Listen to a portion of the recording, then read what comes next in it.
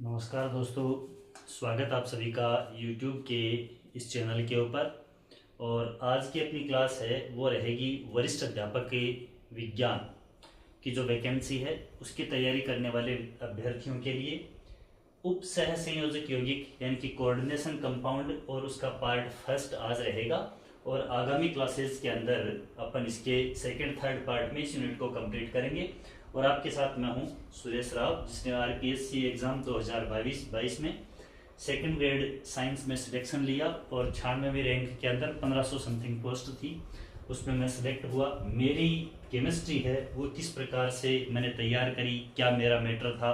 हालांकि केमिस्ट्री मैंने लगातार पढ़ा रखी थी काफ़ी सालों तक, तो उसका अनुभव मुझे मिला और वही अनुभव आपके साथ में साझा करने के लिए, बांटने के लिए, और मैं इस चैनल के थ्रू आपके साथ जुड़ा हूं। तो जो भी आप लोग इस वीडियो को देख रहे हैं, कंप्लीट वीडियो को देखें और आगामी क्लासेज हैं उनको भी आप देखें। इससे पूर्व सेकंड ग्रेड की जो सॉल्यूशन वाली यूनिट या इलेक्ट्रोकेमिस्ट्री वाली यूनिट है वो भी अपलोड करी गई हैं, तो उनको भी आप देखें। निश्चित तौर पर आपके लिए यह यूनिट बहुत ही हेल्पफुल होंगी और आपकी तैयारी के अंदर आपकी सहायता करेंगी। तो बिना किसी देरी के अपन स्टार्ट करते हैं उपसह संयोजक यौगिक। और जैसा आपने थंबनेल के ऊपर देखा कि बहुत ज़्यादा मेहनत कर लेने से, बहुत ज़्यादा मैटर पढ़ लेने से सिलेक्शन है वो अच्छी तरह से नहीं होता है, जबकि हम बिल्कुल एकदम सेलेक्टिव मैटर के साथ में और उस मैटर को कितना गहनता से पढ़ते हैं वो अपने सिलेक्शन को सुनिश्चित करता है। तो आगामी भर्ती के अंदर आप भी सिलेक्शन लेने वालों में से एक सीट आपकी हो, इसी उम्मीद और इसी उमंग के साथ में अपन स्टार्ट करते हैं आज की इस क्लास को। तो देखिए, उप सह संयोजक यौगिक यानी कि कोऑर्डिनेशन कंपाउंड या संकुल यौगिक भी जिनको अपन बोलते हैं, कॉम्प्लेक्स कंपाउंड भी बोलते हैं। तो कॉम्प्लेक्स कंपाउंड हैं, उससे पूर्व कुछ कंपाउंड, कुछ इनऑर्गेनिक कंपाउंड, अकार्बनिक यौगिक किस किस तरह के होते हैं उनकी भी अपन सामान्य जानकारी यहाँ पर लेते हैं। तो फर्स्ट ऑफ ऑल, एक धनायन, एक यहाँ पर कैटायन हो और एक सरल क्या है, ऋणायन है। इनसे मिलकर बने हुए जो यौगिक होते हैं, कंपाउंड होते हैं, वो क्या कहलाते हैं, साधारण लवण कहलाते हैं, यानी कि साल्ट कहलाते हैं। जैसा अपन एग्जांपल के तौर पर देख रहे हैं NaCl, तो इसमें Na+ और Cl-, ठीक है। इस तरह के ये एक एक धनायन और ऋणायन है। यहाँ पर पोटेशियम और क्लोराइड आयन से पोटेशियम क्लोराइड बन गया। फेरस सल्फेट है तो इसमें फेरस धनायन है और सल्फेट क्या है, ऋणायन है। इसी तरह के तमाम साल्ट अपने पास में होते हैं जिसमें एक धनायन और एक तरह का क्या होता है, ऋणायन होता है, तो वो सरल लवण या साधारण लवण के नाम से जाना जाता है। अब इसके आगे देखिए क्या बात होती है। इसके बाद जब अपन देखिए कि कोई एक ऋणायन है, एक ऋणायन जैसे वो क्लोराइड है, सल्फेट है, नाइट्रेट है, कोई सा भी ऋणायन है, वो यदि एक ऋणायन है वो एक से अधिक यानी मुख्य रूप से दो धनायनों के साथ में अलग अलग जुड़ करके दो सरल लवण आपस में जुड़ जाएं, तो इस प्रकार बना हुआ जो साल्ट है वो क्या कहलाता है, डबल साल्ट कहलाता है। डबल साल्ट मतलब द्विक लवण कहलाता है। तो बहुत ही सिंपल सी बात है यहाँ पर। जैसे पोटेशियम क्लोराइड और मैग्नीशियम क्लोराइड अलग अलग अपन देखें तो साधारण साल्ट हैं, दोनों के दोनों ही सिंपल साल्ट हैं। यहाँ पर ये क्या हो गए, डबल साल्ट हो गए। नाम क्लोर कॉर्नेलाइट। पोटेशियम और मैग्नीशियम का क्लोराइड है तो पोटेशियम मैग्नीशियम के जो संयुक्त लवण होते हैं वो कॉर्नेलाइट हैं। क्लोराइड आयन यहाँ पर है तो ये क्लोर कॉर्नेलाइट के नाम से जाना जाएगा। और 2H2 यहाँ पर क्रिस्टलाइन वाटर के रूप में यानी क्रिस्टलीकरण जल के रूप में उपस्थिति है। इसी प्रकार से पोटास फिटकरी या पोटास एल्ब जिसको अपन कहें, तो पोटेशियम सल्फेट और एल्यूमिनियम सल्फेट का द्विक लवण है ये। पोटेशियम सल्फेट तो देख रहे हैं सल्फेट ऋणायन, यहाँ भी सल्फेट ऋणायन, यानी कि यहाँ अपने पास में एनायन है वो क्या है, कॉमन है, जबकि केटायन दो अलग अलग हैं, पोटेशियम धनायन और एल्यूमिनियम धनायन K+ और Al3+। ये जुड़ करके पोटेशियम सल्फेट, एल्यूमिनियम सल्फेट, और यहाँ पर 24 जल के अणु उपस्थित हैं। मोहर लवण के नाम से जिसको जानते हैं, फेरस अमोनियम सल्फेट। टाइट्रेशन के अंदर देखते हैं, सीनियर क्लास में टाइट्रेशन चलती है तो वहां पर ये काम में लिया जाता है लवण के रूप में। तो ferrous ammonium sulphate, ferrous ammonium sulphate मतलब फेरस सल्फेट और अमोनियम सल्फेट। तो सल्फेट आयन है, ऋणायन है वो कॉमन है, जबकि धनायन अलग अलग हैं। इस प्रकार बने हुए ये सारे के सारे साल्ट हैं वो क्या कहलाएंगे, डबल साल्ट कहलाएंगे, यानी द्विक लवण कहलाएंगे। अब द्विक लवण और साधारण लवण दोनों में ही क्या होता है, जब अपन इसको वाटर में डिजोल्व करते हैं, घोलते हैं, तो ये अपने सभी धनायन और सभी ऋणायन हैं उनके अंदर क्या हो जाते हैं, टूट जाते हैं, आयनित हो जाते हैं। तो देखिए आगे क्या कहा जा रहा है कि साधारण लवण तथा द्विक लवण जलीय विलयन में क्या हो जाते हैं, आयनित होकर यानी अपघटित होकर अपने सभी आयनों का टेस्ट देते हैं, यानी कि सभी आयन है वो अलग अलग हो जाते हैं। यह लाइन है वो इंपॉर्टेंट है। द्विक लवण और जो साधारण लवण होते हैं वो सारे आयनों का टेस्ट देते हैं। फॉर एग्जाम्पल जैसे अपन कहें KCl, तो एक साधारण लवण है। अब इसको अपन जब जल के अंदर घोलेंगे, एक्वेटिक सॉल्यूशन इसका लेंगे, तो ये K प्लस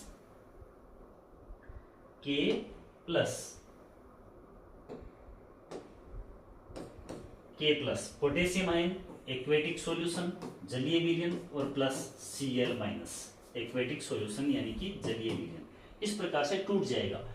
वैसे ही अपन इन लवणों को देख रहे हैं, जैसे फेरस अमोनियम सल्फेट को, तो FeSO4 ferrous sulphate, NH4 whole twice SO4.24H2O, ये अपने पास में फेरस अमोनियम सल्फेट यानी कि मोहर लवण है। इसको भी जब अपन जलीय विलयन के अंदर घोलेंगे तो घोलने पर ये क्या करेगा, Fe+2 आयन का टेस्ट भी देगा। यहाँ से यह आपके NH4+ यानी अमोनियम आयन भी यहाँ से प्राप्त हो जाएगा। सल्फेट आयन यानी कि SO4-2 ये आयन भी यहाँ से अपने को प्राप्त हो जाएगा, और जो वाटर मॉलिक्यूल्स हैं वो तो हैं ही हैं। ठीक है, तो मुख्य रूप से फेरस अमोनियम सल्फेट में फेरस आयन का टेस्ट भी दिया, अमोनियम आयन का टेस्ट भी दिया, सल्फेट आयन का टेस्ट भी दिया, मतलब कि सारे आयन क्या हो गए, अपघटित हो गए, अलग अलग ही टूट गए। तो ये तो था साधारण लवण और द्विक लवण का।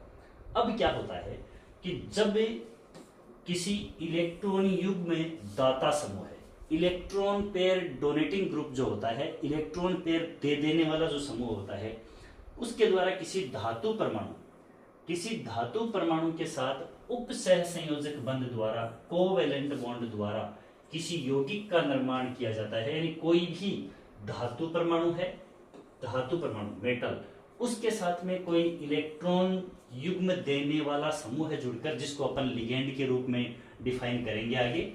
तो यह इलेक्ट्रॉन डोनेटिंग ग्रुप है, वो किसी धातु के साथ में जुड़े, और जब इलेक्ट्रॉन डोनेट करके जब बॉन्ड बनाएगा तो वो बॉन्ड क्या कहलाएगा, कोवेलेंट बॉन्ड कहलाएगा। और इस बॉन्ड से बने यौगिक हैं वो क्या कहलाएंगे, कोवेलेंट यौगिक यानी कि उपसह संयोजक यौगिक, या कॉम्प्लेक्स कंपाउंड यानी कि संकुल यौगिक कहलाएंगे। फॉर एग्जाम्पल यहाँ K4FeCN6 पोटेशियम हेक्सासाइनोफेरेट। ठीक है, तो यहां पर क्या होता है कि ये जो Fe है वो सेंट्रल मेटल एटम है, केंद्रीय धातु परमाणु है, और इसको ये जो साइनाइड समूह है Cn, जिसको अपन साइनोलिगेंड के रूप में जानेंगे आगे, तो यह क्या कर रहा है, जैसे Fe एक A कोई मेटल है, B ये ग्रुप साइनो ग्रुप है, ये है, इसके पास में लोन पेयर है, तो ये अपना लोन पेयर इसको डोनेट करेगा, और डोनेट करके क्या कर रहा है, बॉन्ड बना रहा है, तो ये बॉन्ड क्या कहलाएगा, कोवेलेंट बॉन्ड कहलाएगा। इस बॉन्ड से बनने वाले यौगिक हैं वो क्या कहलाएंगे, संकुल यौगिक कहलाएंगे, या उपसहसंयोजक यौगिक कहलाएंगे। तो कहने का मतलब क्या हुआ, जो अपन ने साधारण लवण या द्विक लवण देखे, उनके अंदर क्या होता है कि एक एक इलेक्ट्रॉन है वो डोनेट किया जाता है। इलेक्ट्रॉन त्यागने वाला धनायन और ग्रहण करने वाला क्या होता है, ऋणायन होता है। 1 2 3 इलेक्ट्रॉन जो उनकी वैलेंसी होती है उसके अकॉर्डिंग है वो डोनेट कर सकते हैं और एक्सेप्ट कर सकते हैं। लेकिन यहाँ पर इलेक्ट्रॉन पेयर डोनेट किया जाएगा, इलेक्ट्रॉन युग्म दिया जाएगा। इलेक्ट्रॉन युग्म देने वाली स्पीसीज जो है वो लिगेंड कहलाएगी। ठीक है, लिगेंड के नाम से जानी जाएगी। और इलेक्ट्रॉन एक्सेप्टर जो यहाँ पर समूह है वो सेंट्रल मेटल एटम है, यानी कि केंद्रीय धातु परमाणु या केंद्रीय धातु आयन होता है। ठीक है, अब देखिए वहां सारे के सारे आयन अलग अलग हो रहे थे, टूट रहे थे, आयनाइजेशन सबका हो रहा था। संकुल यौगिकों द्वारा अपने सभी आयनों का परीक्षण नहीं दिया जाता है, सारे आयन अलग अलग नहीं होते। क्यों? क्योंकि ये कॉम्प्लेक्स जो है उसका अपगठन नहीं होता है, अर्थात संकुल का आयनन नहीं होता। तो फिर क्या होता है, देखिए यही एग्जाम्पल अपने पास में है। इस एग्जाम्पल को जब अपन देखते हैं तो K4FeCN6 इसको जब अपन एक्वेटिक सॉल्यूशन में डिसॉल्व करेंगे यानी जल में घोलेंगे तो ये इस प्रकार से टूटेगा। देखिए 4K+, पोटेशियम आयन है चारों वो अलग हो जाएंगे क्योंकि ये इस कॉम्प्लेक्स में नहीं है, ये इस संकुल से क्या है, बाहर है। टूटता क्या नहीं, ये संकुल नहीं टूटता, कॉम्प्लेक्स नहीं टूटता। तो फिर कॉम्प्लेक्स किस प्रकार से रहेगा, कॉम्प्लेक्स ऐसे रहेगा FeCN6 ये है। और जब +1 चार्ज वाले आयन हैं वो 4 हैं वो अलग हो गए तो इसके ऊपर चार्ज कितना आ गया, 4- या -4 कह सकते हैं। ये अपने पास में क्या हो जाएगा, एक संकुल आयन प्राप्त हो जाएगा। तो कहने का मतलब सरल आयन है वो तो अलग हो जाएंगे लेकिन जो संकुल आयन है, कॉम्प्लेक्स आयन है, वो टूटता नहीं है। तो कहने का मतलब ये हुआ, यहाँ पोटेशियम आयन का अपने को टेस्ट मिलेगा, यहाँ फेरोसाइनेट का मिलेगा। फेरोसाइनेट पूरा आयन है, इस आयन का अपने को टेस्ट मिलेगा, ये एक कॉम्प्लेक्स आयन के रूप में अपने को प्राप्त होगा। जबकि यहाँ से अलग फेरस आयन और साइनाइड आयन है वो अलग अलग अपने को प्राप्त नहीं होंगे। ऐसा किसमें होता है, संकुल यौगिकों के अंदर होता है या फिर उप सहसंयोजक यौगिकों के अंतर्गत होता है। तो ये तो थी अपनी सामान्य जानकारी कि सिंपल साल्ट कौन से होते हैं, डबल साल्ट कौन से होते हैं, और कॉम्प्लेक्स कंपाउंड या जिसको अपन कोऑर्डिनेटिंग कंपाउंड कहें, कोऑर्डिनेशन कंपाउंड कहें, वो क्या होते हैं, इनके बारे में अपनी सामान्य सी जानकारी। अब अपन बात करते हैं आगे। तो देखिएगा जो संकुल यौगिक हैं उनके अंदर ये बॉन्डिंग कैसे होती है, यानी कि ये लिगेंड है वो किस प्रकार से धातु परमाणु को अपना लोन पेयर देते हैं और देकर के और किस प्रकार से बॉन्ड बनाते हैं। इस बॉन्डिंग को समझाने के लिए अल्फ्रेड वर्नर ने एक सिद्धांत दिया, तो उस सिद्धांत को अपन देखते हैं। तो देखिएगा आगे वर्नर का सिद्धांत। अल्फ्रेड वर्नर ने उप सहसंयोजक यौगिकों में बॉन्डिंग को, बंधन को समझाने के लिए अमोनिया युक्त क्रोमियम ट्राइक्लोराइड और उसके साथ में क्या लिया, अमोनिया लिया। तो अमोनिया युक्त, ध्यान में रखें कि एक्सपेरिमेंट वर्नर के द्वारा किस कंपाउंड पर किया गया था, तो अमोनिया युक्त क्रोमियम ट्राइक्लोराइड यानी CrCl3, क्रोमियम ट्राइक्लोराइड, और उसके साथ में क्या थी, अमोनिया NH3, जो इसमें लिगेंड के रूप में जुड़ेगी। ठीक है, इस पर एक्सपेरिमेंट किया तथा मुख्य रूप से प्राथमिक एवं द्वितीयक संयोजकता की अवधारणा, कौन से कॉन्सेप्ट दिए, प्राइमरी वैलेंसी और सेकेंडरी वैलेंसी, प्राथमिक संयोजकता और द्वितीयक संयोजकता जो थी इसका कॉन्सेप्ट इन्होंने दिया। क्या था, देखो एक्सपेरिमेंट क्या था और किस प्रकार से प्राथमिक और द्वितीयक संयोजकताएं दी। एक्सपेरिमेंट इधर लिखा है और उससे जो ऑब्जर्वेशन प्राप्त हुए वो इधर है अपने पास में। तो देखिएगा एक्सपेरिमेंट एंड ऑब्जर्वेशन क्या है, क्रोमियम ट्राइक्लोराइड CrCl3 और अपने पास में क्या है, अमोनिया। तो अमोनिया युक्त क्रोमियम ट्राइक्लोराइड हो गया। इसकी रिएक्शन करवाई सिल्वर नाइट्रेट AgNO3 के साथ में, और रिएक्शन करवाने के ऊपर कितने मोल अवक्षेप प्राप्त हुआ AgCl का, क्योंकि यहाँ पर AgNO3 है, ये NO3 नाइट्रेट आयन है, वो क्लोराइड आयनों के साथ में क्या होंगे, रिप्लेस होंगे। ठीक है, और इससे AgCl का अपने को अवक्षेप प्राप्त होगा।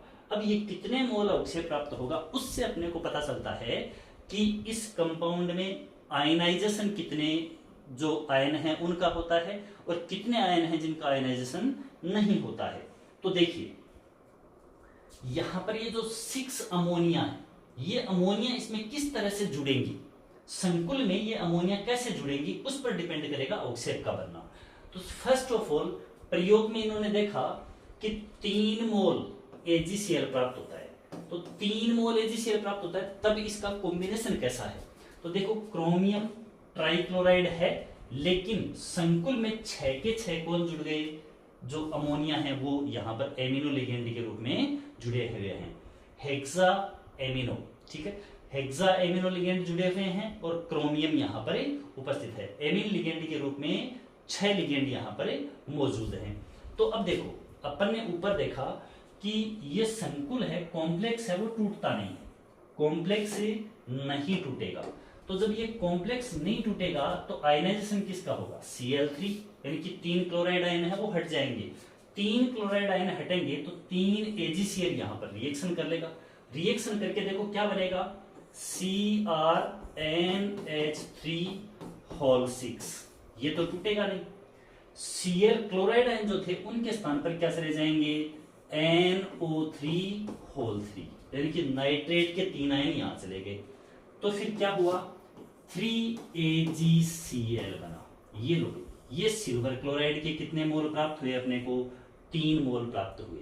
तो कहने का मतलब वर्नर ने ये देखा कि यदि तीनों क्लोराइड आयन है वो कॉम्प्लेक्स से बाहर हैं तो उन तीनों का आयनाइजेशन हो जाएगा, आयनीकरण हो जाएगा, और तीनों का आयनीकरण होगा तो 3 मोल अपने को अवक्षय प्राप्त हो जाएगा। फिर देखो इसका कॉम्बिनेशन कैसा हो सकता है कि क्रोमियम के साथ में 5 लिगेंड है वो एमीन और 1 लिगेंड क्लोरो लिगेंड जुड़ा हुआ है। 2 क्लोराइड आयन है वो सिंपल आयन के रूप में बाहर उपस्थित हैं, कॉम्प्लेक्स से बाहर है। तो अब क्या होगा, जैसे यहां पर 3 आयन अलग हो गए थे और 3 नाइट्रेट इसके साथ जुड़ गए तो 3 मोल अवक्षय प्राप्त हुआ। अब की बार केवल इन 2 का ही आयनाइजेशन होगा, ये अंदर वाला तो कॉम्प्लेक्स से नहीं टूटेगा। ठीक है, कॉम्प्लेक्स से नहीं टूटता है, ऐसा अपन पढ़ करके आए हैं पहले। तो यहां पर इसके 2 मोलिक्यूल रिएक्शन करेंगे, AgNO3 के 2 मोल अणु ही रिएक्शन करेंगे। 2 मोल रिएक्शन करेंगे तो यहां पर 2 मोल AgCl ही अपने को प्राप्त होगा, क्योंकि 2 NO3 इधर चले जाएंगे और 2 Cl यहां आ जाएंगे। 2 मोल अवक्षय प्राप्त हुआ। यहां अपन देख रहे हैं तीसरे इसे कॉम्बिनेशन में देखेंगे संगठन में, तो क्रोमियम के साथ में 4 लिगेंड हैं वो एमीन जुड़ी हुई हैं, 2 लिगेंड हैं वो क्लोरिडो जुड़ी हुई हैं या क्लोरो जुड़ी हुई हैं। सिंपल आयन के रूप में, साधारण आयन के रूप में यहाँ पर क्लोराइड है वो कॉम्प्लेक्स से बाहर है। अब की बार जब इसका आयनीकरण करवाएंगे अपन तो केवल ये क्लोराइड आयन बाहर निकलेगा और ये पूरा कॉम्प्लेक्स बचा हुआ रहेगा। 1 क्लोराइड निकलेगा तो 1 मोल AgNO3 ही रिएक्शन करेगा और 1 मोल AgCl ही अपने को प्राप्त होगा। 1 मोल AgCl अपने को प्राप्त होगा। ठीक है, अब ये 3 मोल, 2 मोल, 1 मोल, और यहां देखा अपन ने इस कॉम्प्लेक्स में 3 लिगेंड एमीन के रूप में, 3 लिगेंड क्लोरो के रूप में जुड़ी हुई हैं, बाहर कुछ भी नहीं है, यानी यहां से आयनीकरण होगा ही नहीं। आयनीकरण नहीं होगा तो AgNO3 है वो कोई भी रिएक्शन नहीं करेगा, और कोई भी रिएक्शन नहीं करेगा तो 0 मोल अपने को 0 मोल AgCl यहां से प्राप्त हो गए। अपने को AgCl का कोई अवक्षय प्राप्त नहीं होगा। ठीक है, तो ये इन्होंने एक्सपेरिमेंट किया और ये एक्सपेरिमेंट करके इन्होंने इस बात का ये सार निकाला कि जो भी संकुल यौगिक होते हैं उनके अंदर 2 तरह की वैलेंसी पाई जाती है, एक प्राइमरी वैलेंसी और एक सेकेंडरी वैलेंसी, एक प्राथमिक संयोजकता और एक द्वितीयक संयोजकता। प्राथमिक संयोजकता है उसका आयनीकरण संभव है, यानी वो आयनाइजेशन हो सकता है उसका, जबकि सेकेंडरी वैलेंसी है जो कॉम्प्लेक्स में जुड़ गई वो सेकेंडरी वैलेंसी है, उसका आयनीकरण नहीं होता। प्राथमिक संयोजकता है उसका आयनीकरण हो सकता है लेकिन द्वितीयक संयोजकता का आयनीकरण नहीं होता। ठीक है, ये इस एक्सपेरिमेंट के द्वारा उन्होंने पता किया। तो अब देखिएगा आगे अपन देखेंगे यहां पर कि किस प्रकार से प्राथमिक संयोजकता कैलकुलेट करते हैं, कैसे अपन द्वितीयक संयोजकता कैलकुलेट करते हैं। तो प्राथमिक और द्वितीयक संयोजकता के लिए और वर्नर ने क्या किया, ये एक्सपेरिमेंट किया। अब देखिए आगे क्वेश्चन पूछा जा सकता है एग्जाम के अंदर, कैसे क्वेश्चन पूछा जा सकता है, ठीक इसी प्रकार से कि ये कोई सा भी कॉम्प्लेक्स दे दिया, जैसे यहां यह यौगिक दे दिया CrNH3 एंड Cl बाहर है, Cl है, NO3 है, सल्फेट है, कोई सा भी है। फिर कहा जाए कि इसके AgNO3 के साथ में रिएक्शन करवाने पर कितने मोल अवक्षय प्राप्त होगा, तो जितने आयन बाहर हैं उतने मोल, उतने ही अणु अपने को बाहर प्राप्त होंगे। अब देखो इस एक्सपेरिमेंट से जो अल्फ्रेड वर्नर ने सिद्धांत दिया उस सिद्धांत के मुख्य अभिग्रहित या मुख्य बिंदु कौन से हैं, मुख्य पोस्टुलेट्स कौन से हैं। तो देखिए सबसे पहली बात, इस सिद्धांत के अनुसार संकुल यौगिकों में 2 प्रकार की वैलेंसी पाई जाती हैं, संयोजकताएं पाई जाती हैं, एक प्राथमिक संयोजकता और दूसरी द्वितीयक संयोजकता, primary valency and secondary valency. अब देखिएगा इंपॉर्टेंट बात आती है आगे। प्राथमिक संयोजकता सामान्यतः ऋणावेशित समूहों से संतुष्ट होती है। प्राथमिक संयोजकता जो है, प्राइमरी वैलेंसी जो है वो ऋणावेशित समूहों से कंप्लीट होती है। नेगेटिव जितने भी आयन होते हैं वो प्राथमिक संयोजकता के अंतर्गत आते हैं। सभी आयन कोई जरूरी नहीं है, सारे ऋणावेशित समूह हैं वो प्राथमिक संयोजकता में काउंट हो ये जरूरी नहीं है, लेकिन जितने होंगे वो सब क्या होंगे, ऋणावेशित समूह ही होंगे। समझ रहे बात को कि प्राथमिक संयोजकता है वो ऋणावेशित समूह से संतुष्ट होती है। इसका मतलब ये नहीं है कि सभी ऋणावेशित समूह हैं वो प्राथमिक संयोजकता को संतुष्ट करेंगे, लेकिन जितने भी समूह है प्राथमिक संयोजकता को संतुष्ट करेंगे वो सब होंगे कैसे, नेगेटिव होंगे। जिसका आयनन संभव है, जितने यानी प्राथमिक संयोजकता है उसका आयनन संभव है, सभी का आयनीकरण हो कोई जरूरी नहीं, सभी प्राथमिक संयोजकता वाले समूहों का आयनीकरण संभव हो कोई जरूरी नहीं, लेकिन कुछ का संभव होता भी है। ये सब एग्जाम्पल से क्लियर होगा एकदम, कहीं कंफ्यूजन की आवश्यकता नहीं रहेगी। अब देखो मेन लाइन, यह केंद्रीय धातु परमाणु की ऑक्सीकरण संख्या ऑक्सीडेशन नंबर के बराबर होती है। यानी केंद्रीय धातु परमाणु है उसका ऑक्सीकरण नंबर कितना है उतनी ही क्या होती है, प्राथमिक संयोजकता होती है। तो पहली बात तो क्वेश्चन क्या पूछा जा सकते हैं, प्राथमिक संयोजकता किन आयनों के द्वारा संतुष्ट होती है या सेटिस्फाई होती है या पूर्ण होती है, ऋण आयनों के द्वारा। जिस संयोजकता का आयनीकरण संभव है, कोई जरूरी नहीं कि सभी प्राथमिक संयोजकताओं का आयनन हो ही, लेकिन जिसका होगा वो क्या होगी, प्राथमिक संयोजकता ही होगी। और प्राथमिक संयोजकता किसके बराबर होती है, किससे संबंधित होती है, तो ऑक्सीडेशन नंबर है जो केंद्रीय धातु परमाणु का, उसके बराबर क्या होती है, प्राथमिक संयोजकता होती है। नीचे एग्जांपल देखेंगे पूरी क्लियर हो जाएगी। अब आते हैं अपन सेकेंडरी वैलेंसी पर, द्वितीयक संयोजकता। तो यह उदासीन समूहों के द्वारा भी कंप्लीट हो सकती है या ऋणायनिक समूहों के द्वारा भी कंप्लीट हो सकती है। मतलब कि ऐसे ग्रुप जिनके पास में लोन पेयर हो और लोन पेयर देकर के वो क्या बनाएं, उपसह संयोजक बंध बनाएं। ठीक है, तो उपसह संयोजक बंध बनाएंगे तो उपसह संयोजक बंध रहेंगे कॉम्प्लेक्स में, और कॉम्प्लेक्स में होगा तो उसका आयनीकरण नहीं होगा, आयनीकरण बिल्कुल भी नहीं होगा। प्राथमिक संयोजकता वाले समूह का आयनीकरण हो भी सकता है, नहीं भी हो सकता है, लेकिन इनका तो बिल्कुल भी नहीं होगा। अब यहां पर देखिए, यह केंद्रीय धातु परमाणु की धातु की उपसह संयोजन संख्या यानी कोऑर्डिनेशन नंबर के बराबर होती है। जितने उपसह संयोजक बंध बनते हैं उनके बराबर क्या होती है, द्वितीयक संयोजकता होती है। तो ध्यान में रखें, प्राथमिक संयोजकता है वो ऑक्सीकरण संख्या के बराबर यानी कितना चार्ज है केंद्रीय धातु परमाणु पर उस चार्ज के बराबर, और द्वितीयक संयोजकता बनाए गए बंधों की संख्या के बराबर होती है। ठीक है, तो कोऑर्डिनेशन नंबर के बराबर ये द्वितीयक संयोजकता होती है। अब देखिएगा एग्जांपल से बहुत अच्छी तरह से समझेंगे अपन।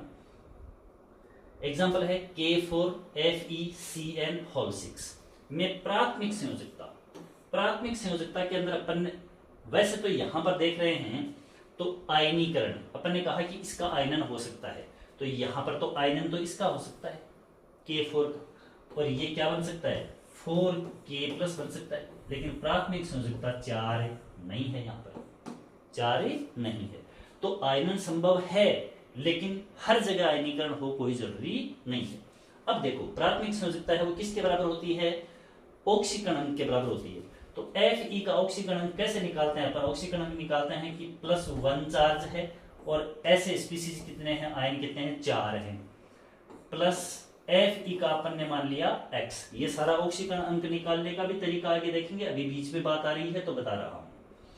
प्लस Cn है उस पर -1 चार्ज होता है, -1, और ऐसी स्पीसीज कितनी है, 6 हैं। पूरे कॉम्प्लेक्स के ऊपर आवेश कितना है, 0 है, लिख दिया। अब इधर से +1 को मल्टीप्लाई किया 4 से तो 4, प्लस X, -1 को 6 से -6 बराबर 0।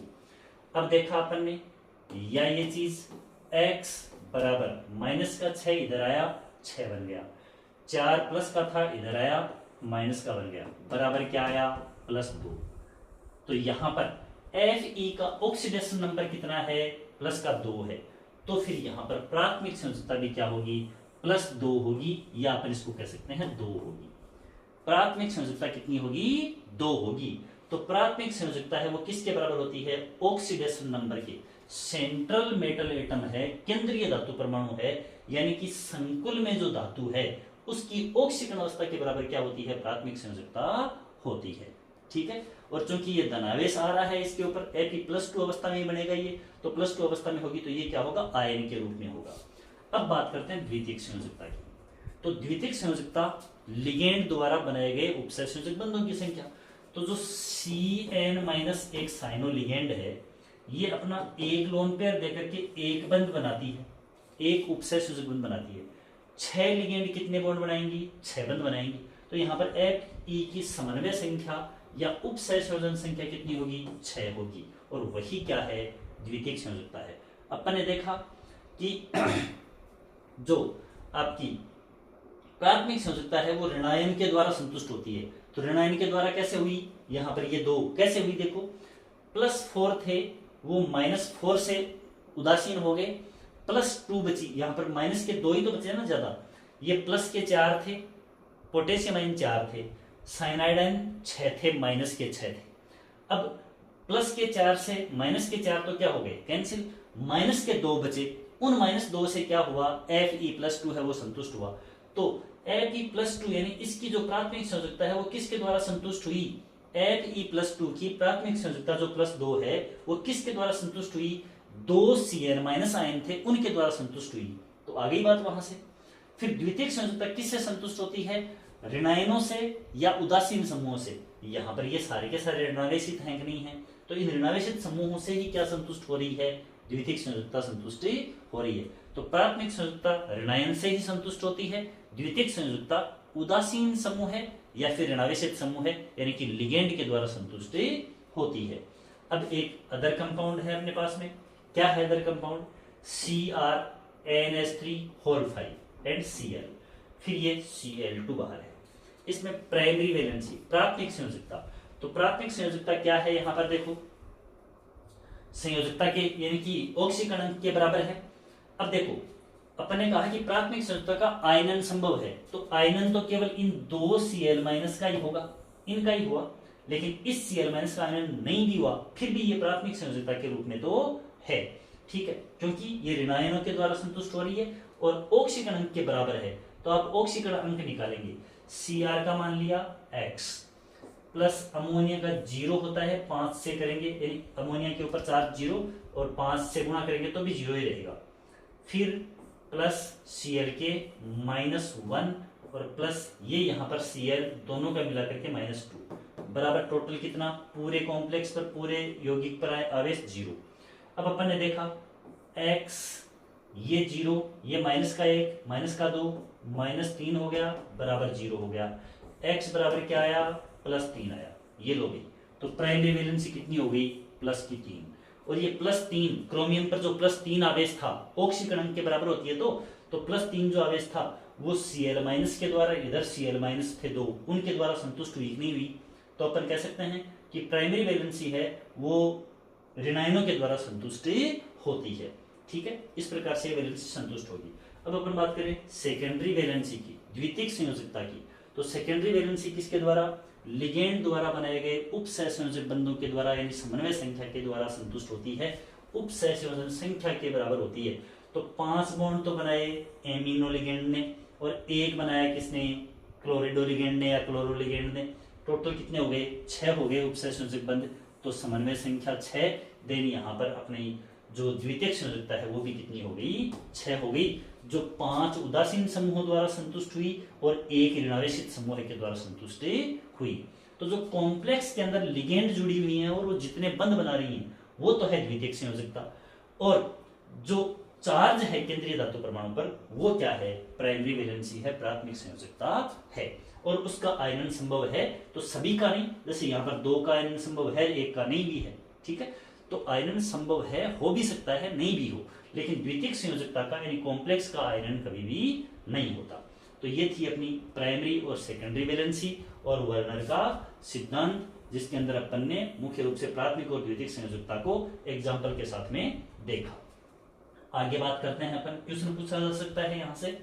आगे बात करते हैं उपसहसंयोजक यौगिकों से संबंधित कुछ परिभाषाएं, कुछ डेफिनेशंस, और उनसे भी क्वेश्चन है वो पूछा जाता है।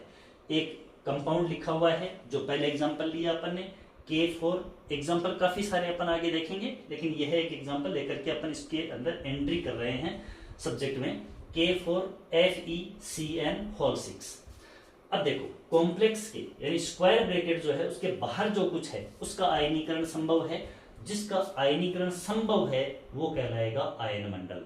अपन ने देखा है पहले कि इसका आयनीकरण करवाओगे तो 4K प्लस और प्लस FeCN6 और इसके ऊपर चार्ज 4 माइनस या माइनस का 4।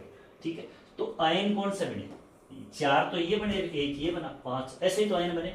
इनमें से सिंपल आयन कौन बने? K प्लस बने। तो ये जो बाहर है कॉम्प्लेक्स के बाहर वो कहलाएगा आयन मंडल या काउंटर आयन के नाम से ये जाना जाएगा। पूछा जा सकता है कंपाउंड देकर कि इसमें आयन मंडल कौन सा है, तो K4 हो सकता है। ये बाहर इस तरफ भी हो, जैसे अपन एक एग्जांपल देखकर क्या आए हैं, CrNH3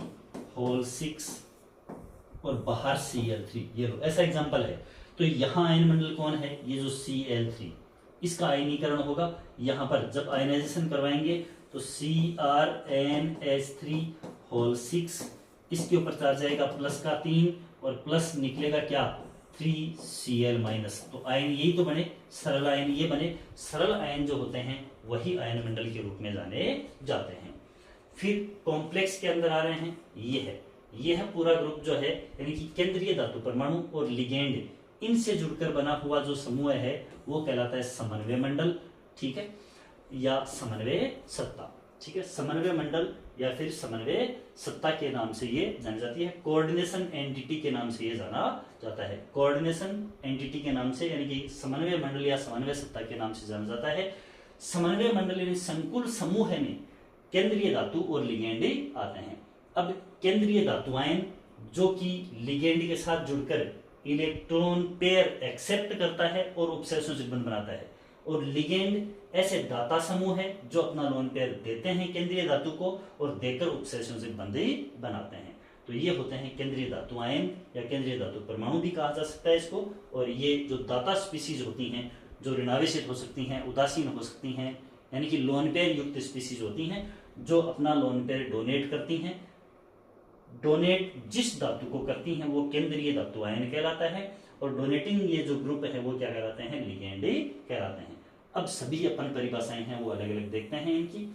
सबसे पहले समन्वय मंडल। ठीक है, तो कोऑर्डिनेशन एंटिटी क्या है?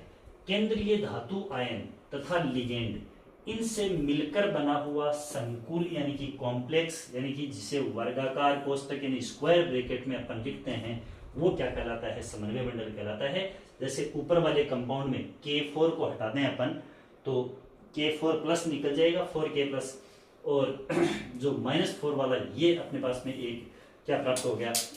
समन्वय मंडल प्राप्ति हो गया है, यानी कि कोऑर्डिनेशन एंटिटी अपने को प्राप्त हुई जिसमें लिगेंड और क्या लिगेंड ये है और ये केंद्रीय धातु परमाणु ये उपस्थित होते हैं। अब बात करते हैं अपन आयन मंडल की। तो आयन मंडल क्या है? देखो, सरल ऋणायन या सरल धनायन। जैसे अपन ने K4 यहाँ पर जुड़ा हुआ था इस तरह से, और दूसरा कंपाउंड अपन ने देखा अभी उसके अंदर Cl यानी क्लोराइड आयन, ये यहाँ पर ये आयन मंडल था और यहाँ पे ये आयन मंडल था। ठीक है, तो देखिए आयन मंडल क्या है?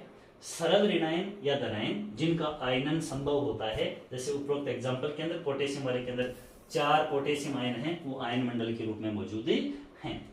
फिर केंद्रीय धातु आयन या केंद्रीय धातु परमाणु, संकुल में उपस्थित धातु आयन जो लिगेंड के साथ में उपसंयोजक बंध के द्वारा जुड़ा हुआ होता है। ठीक है, लिगेंड के साथ और कोऑर्डिनेशन बॉन्ड बनाने वाला जो धातु आयन, जैसे Fe+2।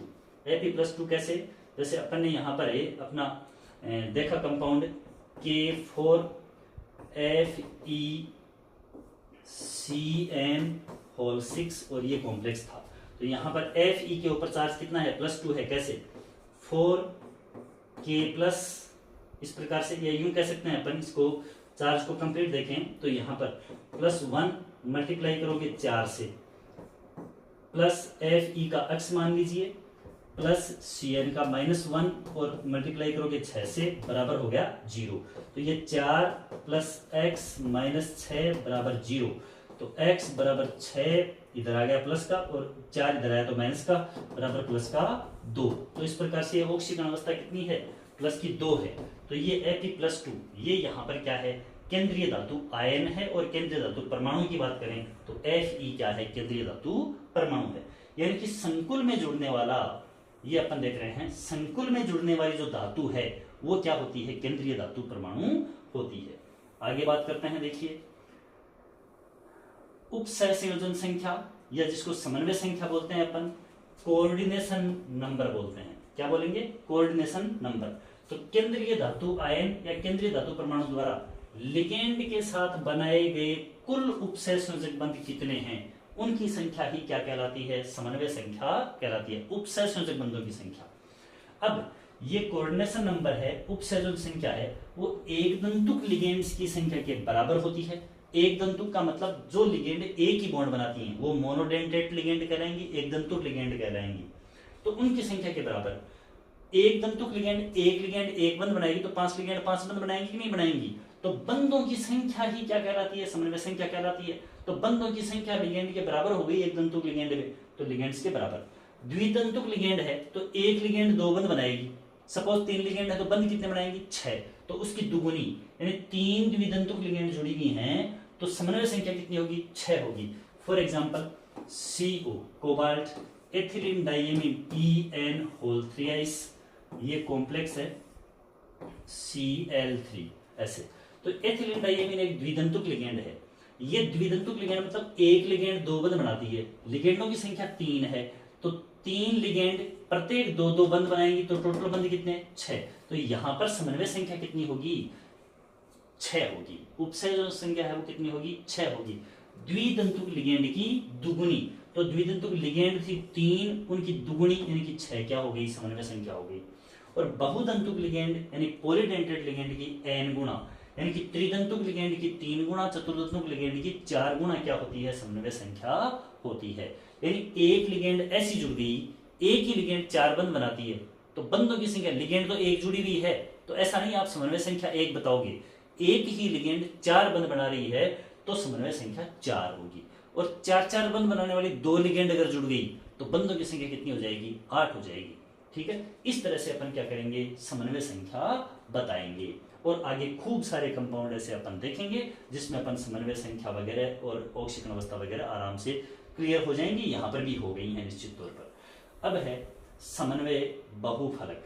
समन्वय बहुफलक यानी कि जो अपने पास में पॉलीगोनल स्ट्रक्चर हैं उनको देखेंगे। केंद्रीय धातु परमाणु पर त्रिविम विन्यास यानी कि 3D अपने पास में पूरा त्रिविम एक्सिस है, त्रिविम अपने पास में स्पेस जो है उसमें लिगेंड्स के जुड़ने से जैसी स्ट्रक्चर ज्योमेट्री बनती है वही क्या कहलाएगी, समन्वय बहुफलक कहलाएगी। तो केंद्रीय धातु परमाणु पर त्रिविम विन्यास में तीनों एक्सों में लिगेंड के जुड़ने से जैसी ज्योमेट्री बनती है उस ज्यामिति को ही क्या बोलते हैं, समन्वय बहुफलक बोलते हैं, जो कि केंद्रीय धातु परमाणु के हाइब्रिडाइजेशन यानी कि संकरण के ऊपर डिपेंड करती है। जैसे यहां पर एक कॉम्प्लेक्स है NiCN4 -2 मतलब इधर कोई +2, जैसे मान लो कि ये कॉम्प्लेक्स कंप्लीट ऐसे होता Na2 और फिर NiCN4 और ये लो पूरा कॉम्प्लेक्स है। Na+ को हटा दिया क्योंकि ये तो संकुल में है ही नहीं ना, ये तो संकुल के बाहर है, इसको हटा दिया तो ये -2 चार्ज हो गया। अब इसकी ज्योमेट्री देखेंगे तो यहाँ पर जो निकल है उसका हाइब्रिडाइजेशन है वो DsP2 होता है, और DsP2 आगे दोनों ही कंपाउंड को, ये NiCl4 को भी और CN4 को भी, इन दोनों को अपन देखेंगे जब अपन यहाँ पर मुख्य रूप से VBT और CFT के अकॉर्डिंग इनकी ज्योमेट्री देखेंगे तब सारी बात समझ में आएगी कि DsP2 संकरण क्यों होता है, sp3 क्यों होता है। ठीक है, ये यहाँ पर साइनो लिगेंड प्रबल होती है इसलिए अंदर वाला D और D जो कक्षक है वो संकरण में भाग लेता है। क्लोरो लिगेंड है वो दुर्बल वीक फील्ड लिगेंड होती है तो ये संकरण में भाग नहीं लेता, तो बाहर वाला P काम में आता है और sp3 हाइब्रिडाइजेशन होता है। तो DsP2 संकरण होने पर ज्योमेट्री है वो क्या होगी, वर्ग समतलीय होगी, यानी इसका समन्वय बहुफलक कैसा होगा, वर्ग समतलीय होगा। जबकि NiCl4 क्लोरो वाला टेट्राक्लोरोनिक्लेट वाला समूह है तो ये कैसा होगा, sp3 हाइब्रिडाइजेशन के कारण चतुष्फलकीय होगा। तो इस तरह से जो ज्योमेट्री बनती है, ज्यामिति बनती है वही क्या है, समन्वय बहुफलक है।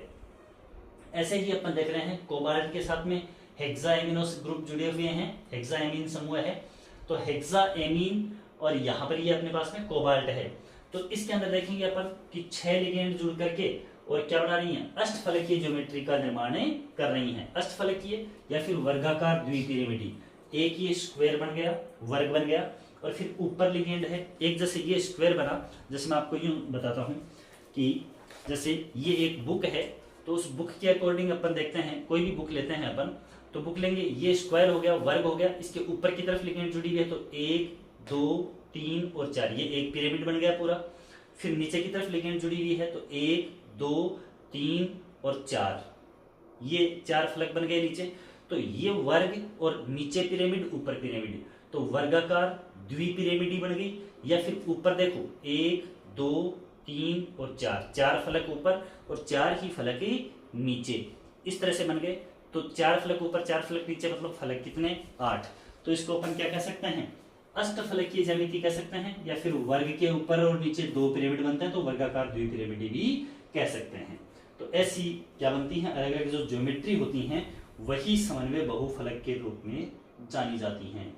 अब बहुत इंपॉर्टेंट वर्ड्स हैं, होमोलेप्टिक एंड हेटेरोलेप्टिक संकुल। होमो का मतलब सेम यानी कि समान, और हेटेरो का मतलब है भिन्न, ठीक है, अलग अलग, ये ध्यान रखना है। यदि किसी भी संकुल में, कॉम्प्लेक्स के बाहर क्या है उसको छोड़िए, कॉम्प्लेक्स के अंदर सारी की सारी एक जैसी ही लिगेंड जुड़ी हुई हैं, जैसे यहाँ पर 6 एमीन लिगेंड जुड़ी हुई हैं, ठीक है, 6 एमीन लिगेंड। NH3 अमोनिया होती है, बट इसको लिगेंड के रूप में एमीन बोला जाता है। सारी लिगेंड के नाम भी देखेंगे अपन आगे। तो कोबाल्ट के साथ में 6 एमीन जुड़ी हुई हैं, तो यहाँ पर 6 की 6 एक ही प्रकार की लिगेंड है, एमीन ही प्रकार की लिगेंड है, तो ये संकुल कैसा है, होमोलेप्टिक। और यहाँ देख रहे हो अलग अलग प्रकार की लिगेंड जुड़ी हुई हों, जैसे 3 लिगेंड है वो एमीन है, 3 लिगेंड है वो क्लोरो है। तो ऐसे ही अलग अलग प्रकार की लिगेंड 3 4 2 कितनी भी जुड़ी हुई हो सकती हैं, अलग अलग फॉर्मूला आ गया, इसका मतलब हेटेरो। और एक ही प्रकार के फॉर्मूले वाली लिगेंड जुड़ी हुई हैं, देन ये क्या है, होमो। तो होमोलेप्टिक एंड हेटेरोलेप्टिक संकुल इंपॉर्टेंट चीज है, पूछ ली जाती है कि कौन सा होमो है कौन सा हेटेरो है, और सिंपल सा आंसर बनता है, समान लिगेंड हैं तो होमो, और अगर अलग अलग हैं तो हेटेरो। केंद्रीय धातु आयन जो है उसकी ऑक्सीकरण अवस्था यानी ऑक्सीडेशन स्टेट, या इसको ऑक्सीकरण संख्या भी कह सकते हैं, ऑक्सीडेशन नंबर कह सकते हैं। कैसे ज्ञात करते हैं, बहुत इंपॉर्टेंट है, पूछा जाता है। और यौगिकों का जब अपन नामकरण पढ़ेंगे, संकुल यौगिकों का नामकरण या नाम से सूत्र लिखना, उसमें भी ऑक्सीडेशन नंबर अपने को पता होना जरूरी है। संकुल में सभी समूहों को, यानी कि जो आयन हैं उनको, सरल आयन, ऋणायन, धनायन, उनको लिगेंड्स को उनको हटा दिया जाए, तो उसके बाद, हटाने के बाद धातु जो केंद्रीय धातु है उस पर कितना आवेश बचता है, वह आवेश ही उसकी ऑक्सीकरण अवस्था या ऑक्सीकरण संख्या होती है। या फिर अपन क्या कह सकते हैं कि केंद्रीय धातु परमाणु द्वारा त्यागे गए इलेक्ट्रॉन्स की संख्या, जितने इलेक्ट्रॉन त्याग दिए उतना ही उस धातु पर क्या आएगा, पॉजिटिव चार्ज आएगा, वही उसकी क्या होगी, कोई मेटल है उस पर n इलेक्ट्रॉन त्याग दिए तो n प्लस यानी n ही उसकी क्या होगी, ऑक्सीकरण अवस्था होगी। कैसे कैलकुलेट करेंगे, तो जिस धातु की ऑक्सीकरण अवस्था कैलकुलेट करनी है उसको x मान लो, और बाकी की ऑक्सीकरण अवस्थाएं अपने को पता होनी चाहिए। जैसे क्रोमियम की, ये सेंट्रल मेटल एटम है तो उसकी x मान ली, एमीन लिगेंड है वो उदासीन होती है तो 0, संख्या 5 है, लिख दी। फिर क्लोरो लिगेंड की -1, यहाँ सल्फेट के ऊपर -2 चार्ज होता है, ये सब लिखे। पूरे कॉम्प्लेक्स पर क्या है, 0 है, ये लिख दिया अपन ने। पूरे कॉम्प्लेक्स के ऊपर चार्ज कितना है वो बराबर में लिखना जरूरी होता है। यदि यहाँ पर ये नहीं होकर इस पर +2 -2 कितना भी कुछ होता तो वो अपन बराबर में लिखते। x 0 × 5 0, -1 -2 बराबर 0, x -1 और -2 माइनस का 3 बराबर 0, x बराबर प्लस का 3। तो क्रोमियम की ऑक्सीकरण अवस्था कितनी आ गई, +3 आ गई। ये ऑक्सीकरण संख्या या ऑक्सीडेशन स्टेट होती है, ध्यान में अपने को रखनी है। और बाकी ये एक एग्जांपल के दौरान अपन ने इसको समझा। आगे अपन जब अलग अलग कॉम्प्लेक्स कंपाउंड होंगे उनके नामकरण और उनके जो सूत्र निर्माण देखेंगे, उसमें ऑक्सीकरण संख्या की काफी सारी प्रैक्टिस अपनी हो जाएगी। अब एक बहुत ही इंपॉर्टेंट टर्म है जिसको अपन ध्यान में रखेंगे, प्रभावी परमाणु संख्या, effective atomic number. Effective atomic number पूछ ली जाती है एग्जाम के अंदर, और कॉलेज लेवल की यूनिट है। यह जो टर्म है वो कॉलेज में ही मिलती है, स्कूल वाले मैटर में नहीं है ये। तो देखिएगा, संकुल में केंद्रीय धातु के पास उपस्थित कुल इलेक्ट्रॉन्स की संख्या, खुद के इलेक्ट्रॉन कितने हैं और लिगेंड से कितने प्राप्त कर लिए हैं, कुल इलेक्ट्रॉन्स की संख्या को ही प्रभावी परमाणु संख्या के नाम से जानते हैं, अर्थात EAN इफेक्टिव एटॉमिक नंबर के नाम से जानते हैं। अब देखो, केंद्रीय धातु आयन के इलेक्ट्रॉन, यानी कोई केंद्रीय धातु परमाणु है, उस परमाणु में परमाणु क्रमांक के बराबर इलेक्ट्रॉन है, उसने कॉम्प्लेक्स बनाते समय कुछ इलेक्ट्रॉन डोनेट कर दिए तो उसके ऊपर चार्ज आ गया, उतने इलेक्ट्रॉन कम हो गए, लेकिन लिगेंड से उसने कुछ इलेक्ट्रॉन प्राप्त भी कर लिए। एक बॉन्ड के दौरान वो 2 इलेक्ट्रॉन प्राप्त करेगा नहीं करेगा, लिगेंड है वो लोन पेयर डोनेट करेगी केंद्रीय धातु परमाणु को, तो लिगेंड द्वारा प्राप्त इलेक्ट्रॉन और खुद के इलेक्ट्रॉन उनको जोड़कर क्या हो जाएंगे, कुल इलेक्ट्रॉन हो जाएंगे।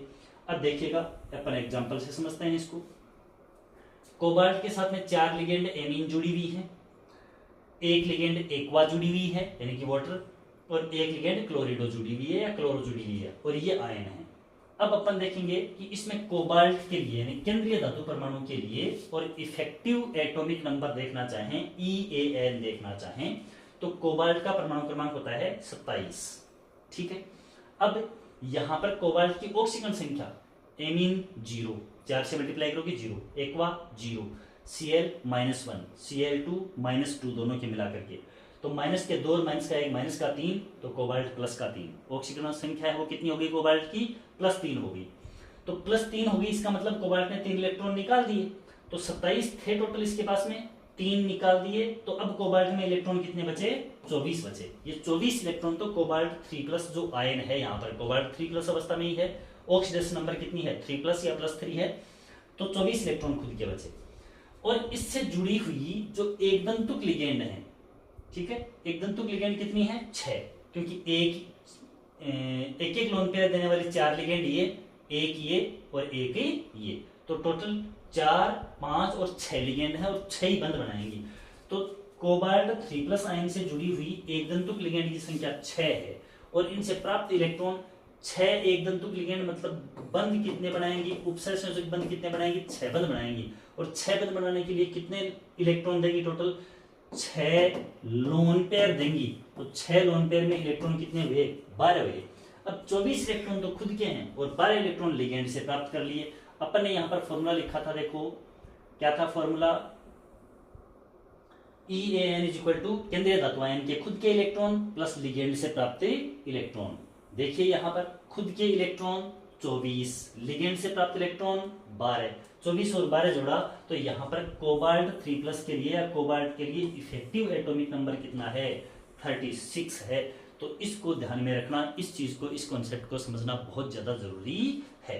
तो EAN इफेक्टिव एटॉमिक नंबर क्या होता है, तो जो भी केंद्रीय धातु परमाणु है उसके परमाणु क्रमांक में से उसकी ऑक्सीजन संख्या को घटा दो तो खुद के इलेक्ट्रॉन आ जाएंगे, और फिर खुद के इलेक्ट्रॉन में जितनी लिगेंड यानी जितनी उसकी, अपन यूं कहें कि ऐसे लिख सकते हैं, देखो EAN को ऐसे लिखा जा सकता है कि एटॉमिक नंबर यानी कि परमाणु क्रमांक, इसमें से माइनस करो ऑक्सीडेशन स्टेट को, ऑक्सीजन संख्या को घटा दो, और प्लस कर दो किसको, प्लस कर दो आप 2 गुणा कोऑर्डिनेशन नंबर को, ऐसे है ना, कि जितना यहाँ पर परमाणु क्रमांक है, जैसे यहाँ कोबाल्ट के लिए कितना था 27 था, माइनस ऑक्सीडेशन स्टेट है वो कितनी थी 3 थी, इसको माइनस कर दिया, प्लस कोऑर्डिनेशन नंबर कितनी थी 6 थी ना, समन्वय संख्या, और गुणा कर दिया 2 से, तो देखो 27 - 3 24 और प्लस 6 दूनी 12, ये हो गया नहीं हो गया। तो ये तो अपन ऑक्सीजन संख्या उसके अकॉर्डिंग कर सकते हैं, अदरवाइज ये अपने पास में तरीका है कि खुद के इलेक्ट्रॉन 24 हैं और लिगेंड 6 हैं तो 12 प्राप्त करेगी, लिगेंड 4 है तो 8 इलेक्ट्रॉन प्राप्त करेगी, वो जोड़ दो, जोड़ने पर क्या आ जाएगी, अपनी प्रभावी परमाणु संख्या है वो आ जाएगी, EAN आ जाएगी। तो ये एक कॉन्सेप्ट अपने पास में था। आज की इस क्लास के अंदर अपन ने जो सरल लवण कौन से होते हैं, द्विक लवण कौन से होते हैं, डबल साल्ट, और कॉम्प्लेक्स कंपाउंड क्या होते हैं, वर्नर का थ्योरी जो थी, इसके अंदर प्राथमिक संयोजकता द्वितीयक संयोजकता अपन ने देखी, बहुत ही इंपॉर्टेंट कॉन्सेप्ट। और उसके बाद में उपसहसंयोजक यौगिकों से जुड़े हुए कुछ महत्वपूर्ण टर्म्स अपन ने देखी, इनसे क्वेश्चन है वो एग्जाम में पूछने की संभावना बनती है। आगे की क्लास जो देखेंगे, आज की क्लास अपनी ये यही संपन्न होती है। आगे की क्लास के अंदर अपन लिगेंड्स जो हैं वो अलग अलग टाइप की, मोनोडेंटेट, बाइडेंटेट, पॉलीडेंटेट लिगेंड देखेंगे, उनका नामकरण देखेंगे और संकुल यौगिकों का नामकरण और जो नाम दिया हुआ है उससे फॉर्मूला कैसे क्रिएट करते हैं, बहुत ही इंपॉर्टेंट टॉपिक रहेगा आने वाला अगला। तो इस क्लास को जो आप देख रहे हैं वो इससे पूर्व वाली जो अलग अलग सॉल्यूशन और इलेक्ट्रोकेमिस्ट्री वाली यूनिट्स डाली हुई हैं, सेकंड ग्रेड साइंस के नाम से प्लेलिस्ट बनी हुई है, उसमें जाकर उन यूनिट्स को भी निश्चित तौर पर देखें। और इस क्लास को देख रहे सभी जो प्रतिभागी हैं वो आगामी क्लास को निश्चित तौर पर देखें, वहां से तो एक क्वेश्चन निश्चित तौर पर कॉम्प्लेक्स कंपाउंड के नोमेनक्लेचर और नाम से उसका फॉर्मुलेशन जो है, सूत्र निर्माण है, वहां से एक क्वेश्चन डेफिनेट बनेगा ही बनेगा। इसलिए आप लगातार चैनल के ऊपर जुड़े रहें। और आज की इस क्लास में आपका क्या रिस्पॉन्स रहेगा, यही रिस्पॉन्स इस बात को बताएगा कि आगामी क्लासेज हैं वो कितनी जल्दी आपके लिए यहाँ से अपलोड करी जाएं। इसलिए चैनल के ऊपर अपना प्यार प्रेम निश्चित तौर पर बनाए रखें। अगर आपको ये क्लास पसंद आई है तो निश्चित तौर पर आप लोग चैनल को सब्सक्राइब भी करें, लाइक शेयर करें और कमेंट अपना जो बहुमूल्य सुझाव है वो निश्चित तौर पर कमेंट के अंदर आप लिखें। ये ऐसी मेरी उम्मीद रहेगी। मिलते हैं अगली क्लास के अंदर। और अभी इस सेशन में जुड़ने के लिए आपका बहुत बहुत धन्यवाद, शुक्रिया।